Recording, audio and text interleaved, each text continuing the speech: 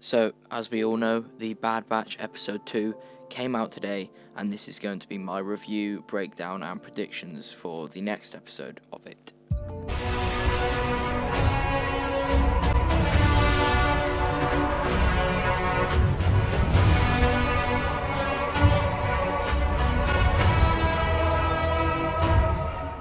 So, let's get straight into it. We start off on the ship of the Bad Batch, right where we left off in Episode 1, heading to J-19. Hunter and Echo talk about the future of Omega as she has fallen asleep, where Echo asked what are they going to do with her before Tech then butts in and says that they're coming up on Seleucami, the location of the deserter clone that we meet in the Clone Wars that is actually featured in the title of the episode, Cut and Run. His name is Cut, if you couldn't tell. I think the fact that Hunter didn't get to finish his conversation about the future of Omega foreshadows the decision he will make for her future later on, and shows how he's not too sure about what he wants for her future and what should happen. As they land, Omega shows how she really has never left Kamino, as she is literally stunned by sunlight and impressed by literal dirt on the floor. The Bad Batch then head to Cut's house as Wrecker shows how reckless he really is and sets off a tripwire before Hunter calms him down. Sue and Cut then come out to see them as one of their tripwires has been activated, and then they all head to their house where they sit down and talk about many different things. One of these being, where is Crosshair, and Hunter replies it's complicated. They also talk about how the clones turned on the Jedi, being Order 66. And they also mentioned how Rex passed through on his way to do something about the inhibitor chips, which I believe is likely to be the removal of Wolf and Gregor's chips, the two clones we see in Star Wars Rebels. We then get a Mando and Grogu in the village kind of scene as Omega goes to play with the kids, but not before looking for approval from Hunter. Cut and Sue then look like they're both thinking the exact same thing, as in how Hunter is acting like the father to Omega here. The kids try and play catch, and we see Omega is obviously bad as she has never played catch before. She's not even left Kamino, and I don't think she's been playing catch with any clones or Kaminoans while she was there. Cut is talking to Hunter, and he mentions how Omega must have been made for a purpose, and he also mentioned how the Bad Batch have changed from soldiers to now raising a child, again showing how Hunter is kind of being like Omega's father now. Cut also says how him and his family are planning to head off-world. We then cut to Hunter and himself walking as a ship being seized flies over them. Cut attempts to book passage out of the planet as a woman says how there are new rules under the Empire. Republic credits should be exchanged for Imperial ones, and everyone who wants to travel needs a chain code. We then go back to Omega playing with the kids as she throws the ball past the fence and it rolls down. She's warned not to go and get it due to the fact it's gone past the fence and the kids run off. Omega obviously goes to get the ball from past the fence as she doesn't realise that it's dangerous, and we see a creature looking like the kind that Padme herself fought on Geonosis. Hunter and Sue then proceed to save Omega from this creature, and then Hunter kind of has a go at Omega as she could have been killed, and Cut tells him to go easy on her as she is not a soldier. Hunter clearly after this gets the idea of Omega going with Cut and his family, as you can see by his face here. Tech is then tasked to get the chain codes as Omega sits on the ship and removes her Kaminoan thingy from her head and is looking kind of sad about what just happened.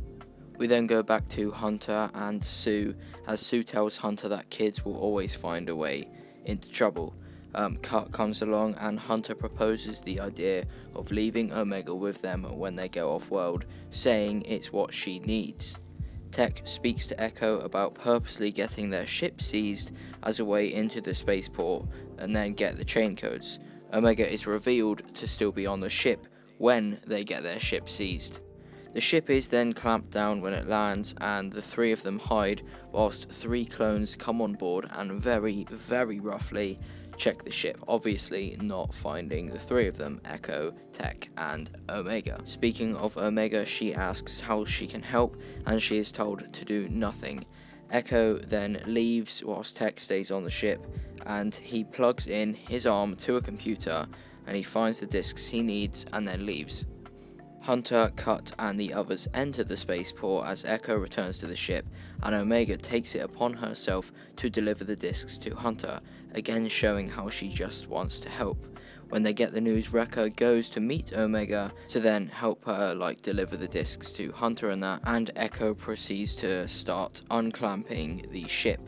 Before he gets caught, Wrecker then heads to Echo and Tech as Omega leaves to go to Hunter, and Wrecker takes out 3 clones before a shootout then starts.